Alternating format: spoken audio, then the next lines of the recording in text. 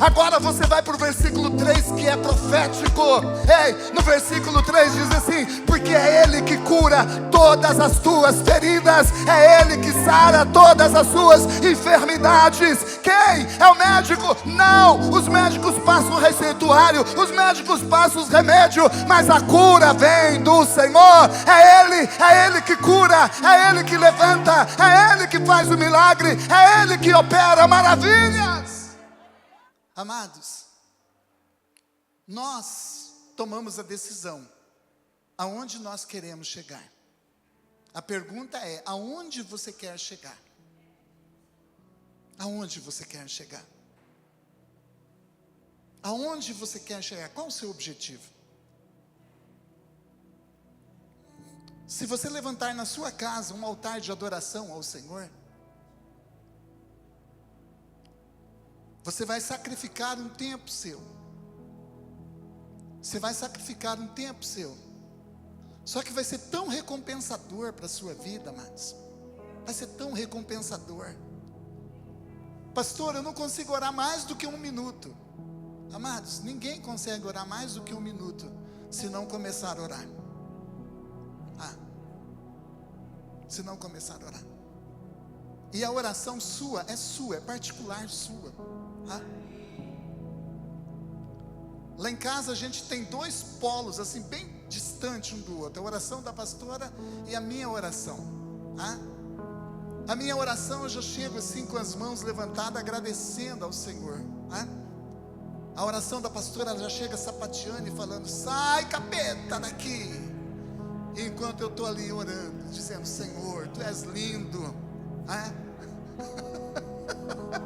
Amados, ei, mas é a sua oração, é a sua, é essa que vai valer. Agora, se você não começar a orar, amados, não vai acontecer, não vai acontecer. Se você não se posicionar, amados, olha, o tempo vai passar e as coisas vão acontecendo e você não vai estar percebendo, você não vai estar antenado do que está acontecendo à sua volta. Por quê? Porque você não decidiu ainda a orar. A oração, amados, é o método mais antigo de resolver situações e problemas. É o método mais antigo, o método mais antigo de resolver as coisas é a oração. Mas, amado, ainda funciona. Funciona. Experimente. As coisas funcionou na vida desse líder que nós estamos falando hoje, que é Neemias, porque a primeira atitude dele foi começar a orar. Neemias, quando ele ouve no capítulo 1 como estava a situação do seu povo, ele tem reações tão naturais, igual nós. Ele chora, ele se lamenta, ele fica triste, mas depois de tudo isso, ele começa uma campanha de oração. Ele começa uma campanha de oração, e ali começam as coisas a mudar. Começa as coisas a mudar. Me ajuda a pregar. Olha para a pessoa que está do seu lado e fala para ela: se você se posicionar em oração,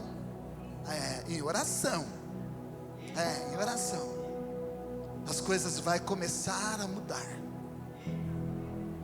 Vai começar a mudar. Vai começar a mudar. Mas oração sincera de Neemias. Sabe o que começou a mudar primeiramente? Dentro de Neemias. Lá dentro de Neemias. Coloca para nós o capítulo 1. Só para você não falar assim, ó, o pastor nem leu a Bíblia. Capítulo 1. Capítulo 1 de Neemias. Palavras de Neemias, filho de Acalias, no mês de Quisleu, no 20º ano, enquanto eu estava na cidade de Suzã, cidadela de Suzã, né? No mês de Nissan, do 20º ano do rei Artaxerxes, na hora de servir o vinho, levei-o ao rei. Até então eu nunca tinha estado triste na presença dele. Então o sumo sacerdote, 3? 2? Não, eu quero o capítulo 1. Isso. Volta lá no 1. Palavras de Neemias, filho de Acalias, no mês de Quisleu, no 20º ano, enquanto eu estava na cidadela de Suzã, Anani, um dos meus irmãos, veio de Judá com alguns homens, e eu lhe perguntei acerca dos judeus que haviam restado, os sobreviventes do cativeiro, e também sobre Jerusalém. Eles me responderam: aqueles que sobreviveram ao cativeiro e estão lá na província passam por grande sofrimento e humilhação. O muro de Jerusalém foi derrubado e as suas portas foram destruídas pelo fogo. Quando eu ouvi isso, sentei-me e chorei. Passei alguns dias lamentando-me, jejuando e orando ao Deus dos céus. Só até aqui. Aqui começa a história deste homem. No contexto histórico, seu povo estava numa situação difícil. Eles estavam no cativeiro da Babilônia. Neemias, ele é também contemporâneo com alguns dos profetas que nós conhecemos. Neemias, ele é contemporâneo com o profeta Jeremias. Jeremias profetizou lá dentro do cativeiro da Babilônia, quando o povo estava ali, vivendo dentro do cativeiro, presos na Babilônia. E Jeremias estava ali com eles profetizando. É contemporâneo de Neemias. Também é contemporâneo de Neemias também o profeta Ezequiel, também o profeta Isaías. São contemporâneos da mesma época desse grande líder que se posicionou, chamado Neemias. Então a situação do povo era triste, porque eles estavam vivendo dentro do cativeiro. Dá para entender assim, que Neemias, ele saiu pequeno lá do seu povo, ainda criança, ou ele nasceu dentro do cativeiro. E Neemias se formou, e Neemias cresceu, e Neemias ganhou uma posição. Neemias ganhou uma posição de honra dentro do reinado ali, desse grande rei Artaxerxes, como nós lemos ali. Algumas traduções falam que ele era Dário, o grande. Um contemporâneo dele foi Daniel. Daniel foi contemporâneo de Neemias também, servindo ao rei Dário, o grande. Mas diz então a palavra que o povo de Deus estava numa miséria. Os muros de Jerusalém tinham sido destruídos, as portas tinham sido queimadas a fogo, a cidade tinha sido destruída. Houve uma primeira remessa que voltaram do cativeiro e reconstruíram o templo. Esdras estava lá reconstruindo o templo. Mas Neemias, quando ouve Anani, seu irmão, trazer a palavra para ele, como que estava a cidade, como que estavam os seus pais, como que estava o povo vivendo ali, a situação era desastrosa, a situação era caótica. E aí Neemias ouve essas palavras, e ele começa a sentir a dor dos seus irmãos, e ele fala: eu preciso me posicionar. Ontem eu disse aqui aos irmãos, quando a dor do seu irmão não mexe com você, alguma coisa está errada com o seu cristianismo. Quando a miséria do seu irmão, quando a situação caótica não mexe com as suas estruturas, alguma coisa está faltando no seu cristianismo. Quando você é daquela turma do sacerdote que vê caído no chão o próximo dele, e ele passa de largo dizendo: olha, eu não tenho nada a ver com isso. Quando passa o levita também, ele diz: eu também não tenho nada a ver com isso. Eu preciso cuidar das coisas de Deus. Quando o samaritano vai passando, e ele é chamado de bom, porque ele cuida daquele que estava precisando dele. Quando a dor do seu irmão não te comove mais, algo de errado está acontecendo. Neemias, quando ele ouve essas palavras, ele começa a se lamentar, ele começa a jejuar, ele começa a orar, e diz ali a palavra, ele se comoveu. Pastor, qual era a situação de Neemias quando ele ouve essas palavras? Amados, naquela época, aonde os imperadores, e esse era um dos imperadores, Artaxerxes, o imperador babilônico, ou o rei Dário, como alguns era conhecido, ele, imperador Dário. Naquela época, eles tinham poucas pessoas de confiança, porque era tomado os impérios com astúcia. Tinha muita compra de situações de pessoas que tirava a vida dos imperadores para poder reinar no lugar, amando de adversários. E esse grande imperador, ele tinha ao seu lado um homem chamado Neemias. Neemias era como se fosse um porta-voz. Neemias era um que servia o grande imperador. Neemias era de confiança. Neemias, ele era aquela pessoa que o rei confiava a sua vida. Neemias, ele estava ao lado do rei. Ele era o segundo do rei, de confiança total do rei Artaxerxes.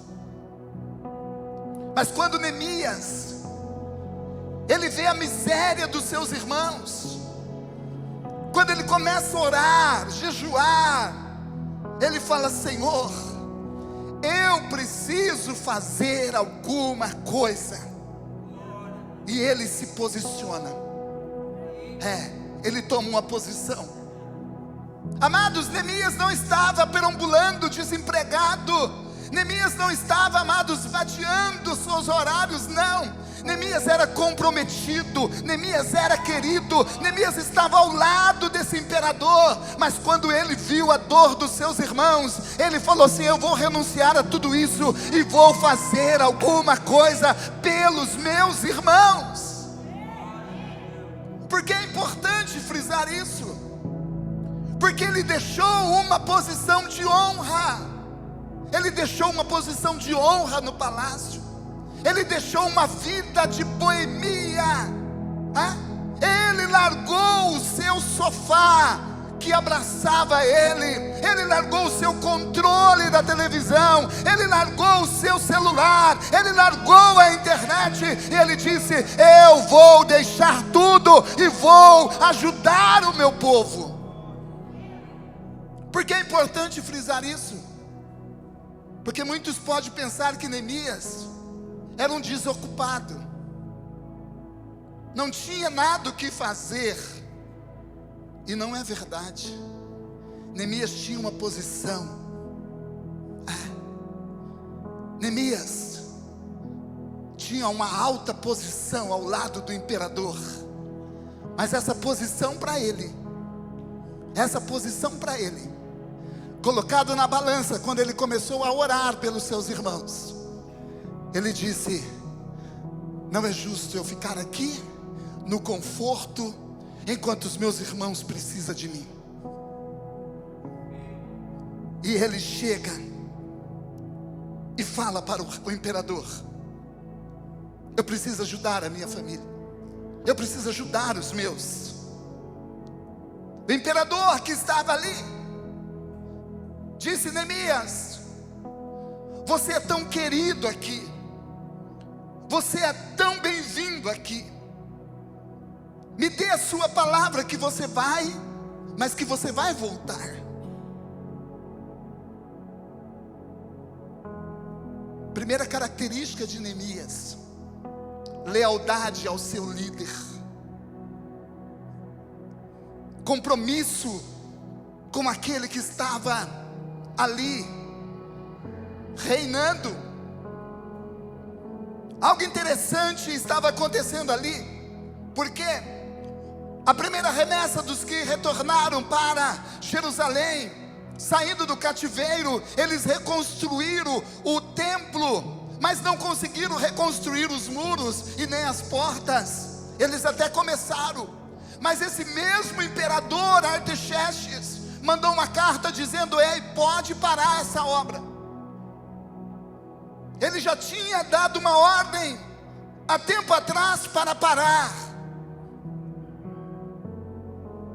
E aí, quando Neemias faz essa declaração a ele assina cartas, ele dá o aval, e ele fala: pode ir, Neemias. Porque havia um motim lá em Jerusalém, havia uns dizendo: ei, eles estão se levantando para poder, se rebelar contra o império, contra o imperador. E esse motim chegou aos ouvidos do imperador, e o imperador disse: não vão construir, não vão fechar a cidade, porque eu quero ter livre acesso. Mas agora era diferente. Agora tinha alguém que o rei confiava. Tinha alguém que o rei amava. Tinha alguém que era leal ao rei, e que agora Deus estava levantando para fazer uma grande obra. Ele era leal ao rei, e o rei disse: o que você precisar, eu mando soldados, eu mando ouro, eu mando prata, eu mando ferramenta, eu mando o que precisar para você fazer a obra, porque você é de confiança, Neemias. Em nome de Jesus, Deus também nessa noite vai levantar pessoas, aleluia, que vão lutar. Pessoas que Deus vai colocar nas suas mãos armas, pessoas que Deus vai colocar condições nas suas mãos. Você pode estar pensando: eu não tenho condição, pastor, mas Deus nessa noite está me falando ao meu coração para trazer essa mensagem para você. Se você se posicionar, Ele vai te dar ferramentas, Ele vai te dar condições, Ele vai te dar estratégia, Ele vai te dar o que for necessário para você fazer uma grande obra, para resgatar a sua casa, a sua família.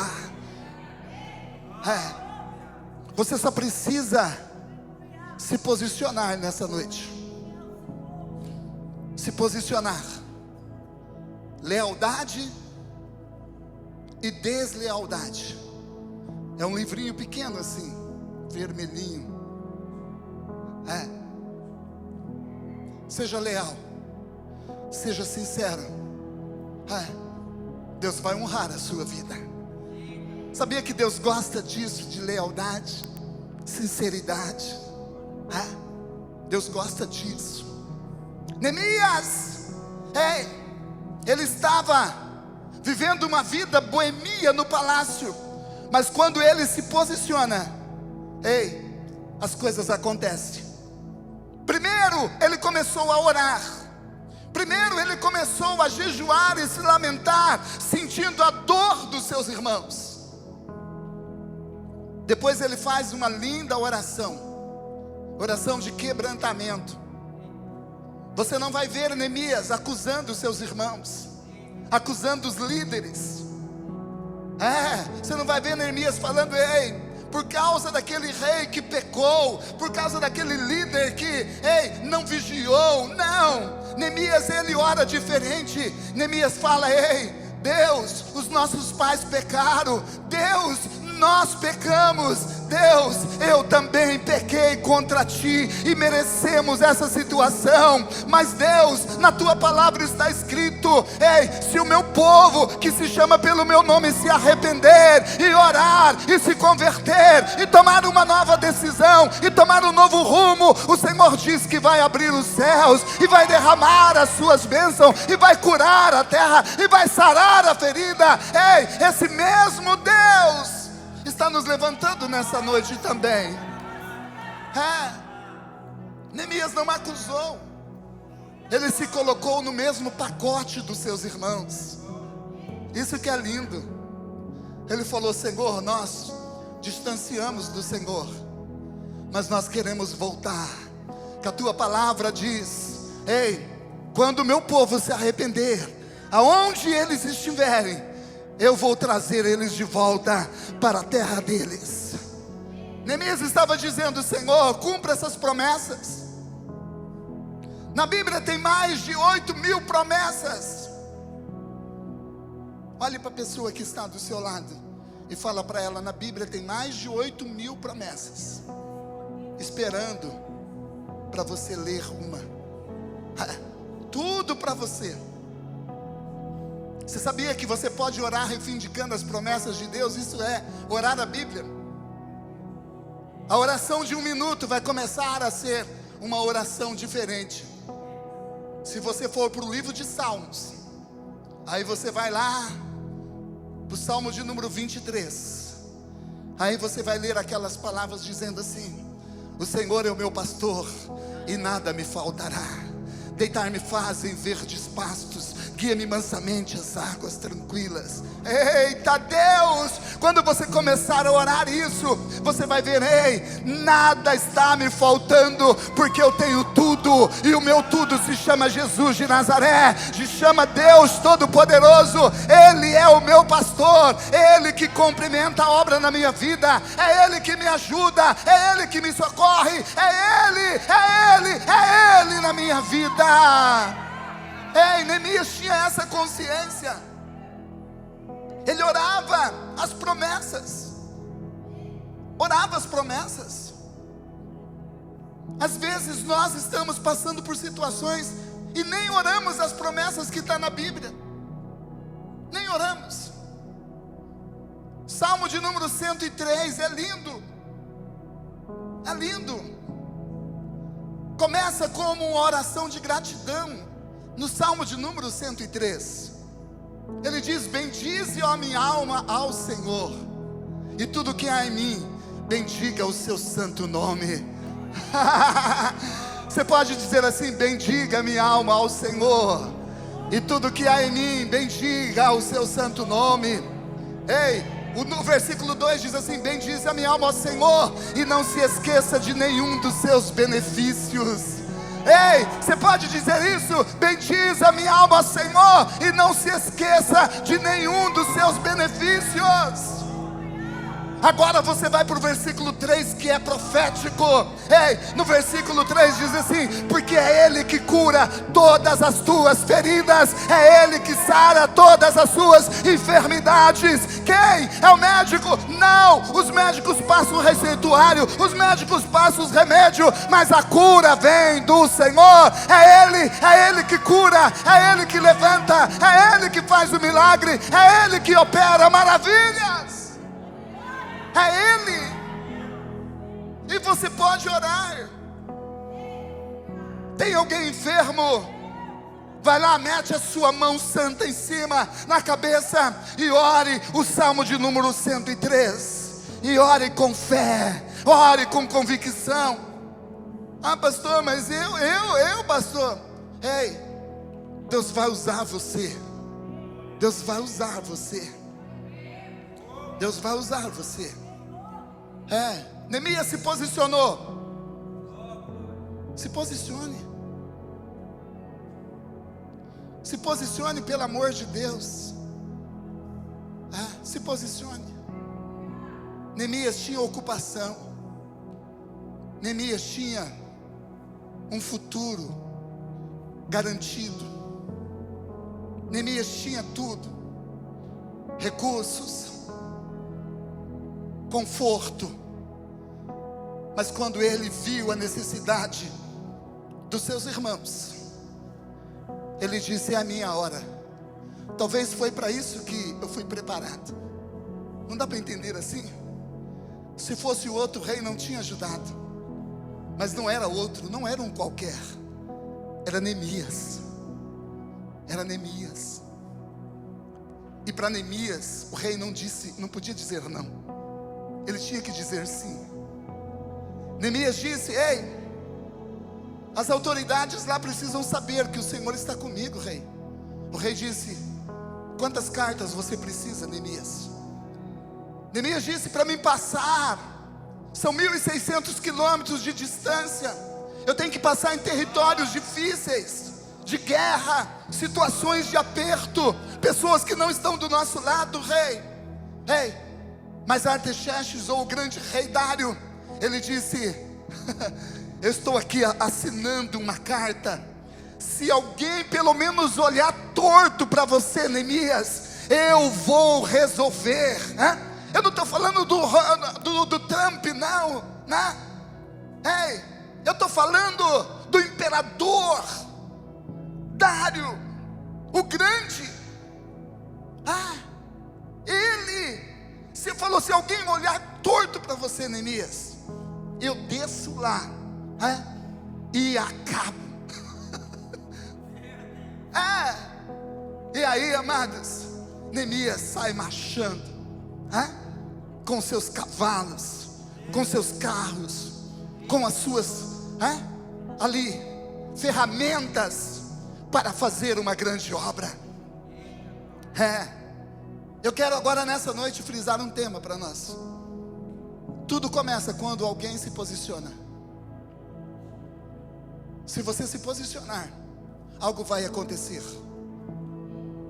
Olhe para a pessoa que está do seu lado, me ajuda a pregar. Fala para ela: tudo começou quando Neemias se posicionou. Quando Neemias se posicionou. A grande dificuldade nossa hoje não é dinheiro, porque dinheiro a gente tem sobrando.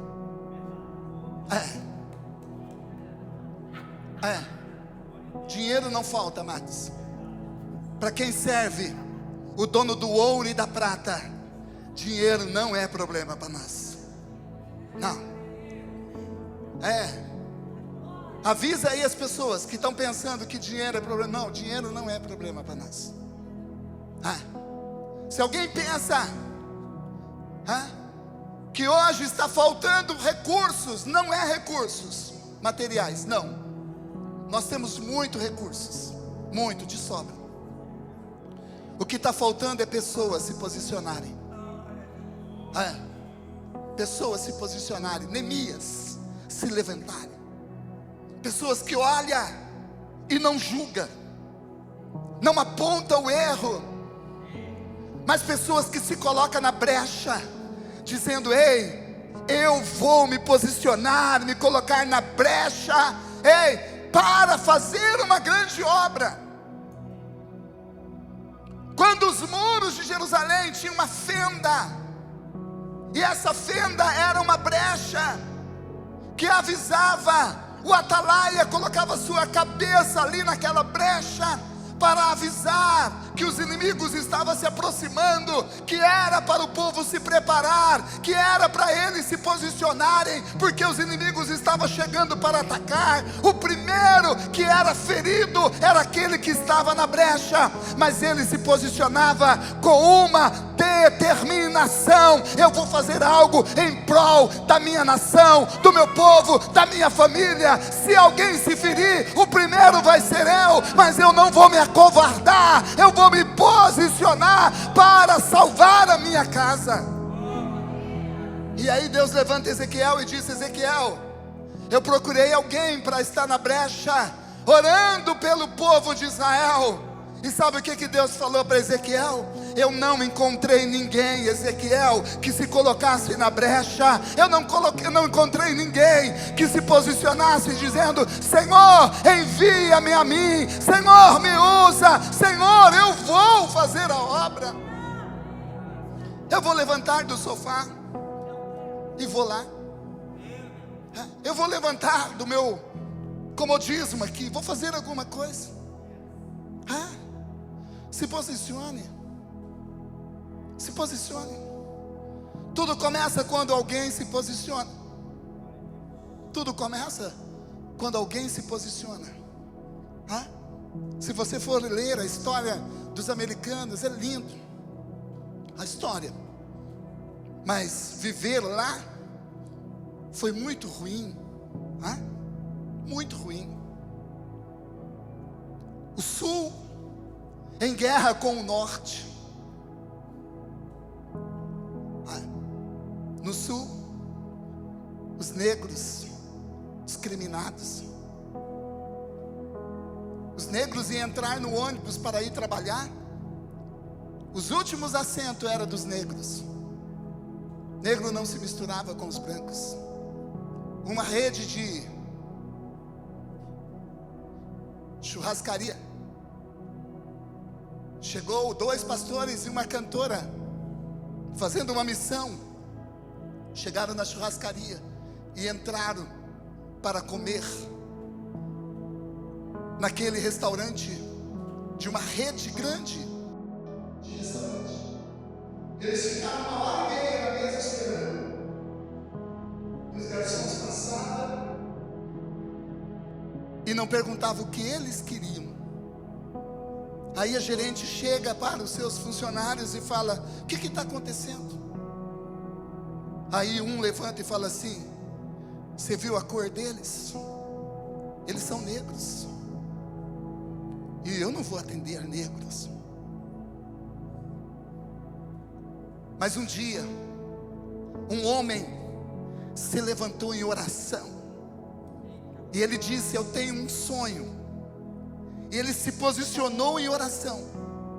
Martin Luther King, ele disse: eu tenho um sonho de ainda ver o meu país, brancos e negros caminhando junto, brancos e negros sentando juntos numa mesa. Ele disse: mas eu não quero que essa luta seja uma luta sangrenta. Ele disse: por isso nós vamos nos posicionar em oração. Deus vai mudar a história desse país. Ele se posicionou, deu a sua vida em prol de uma luta.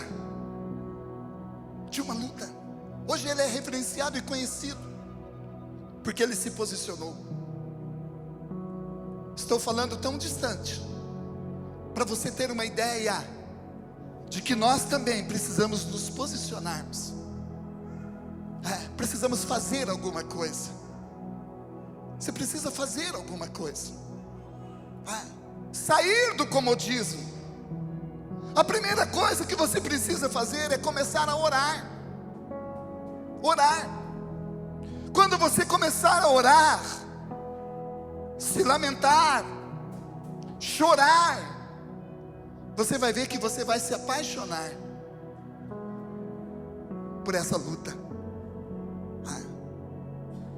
Você vai se apaixonar ao ponto de você deixar até trabalhos igual de Neemias, segundo do reino, deixar cadeiras de uma posição, deixar a faculdade dos sonhos.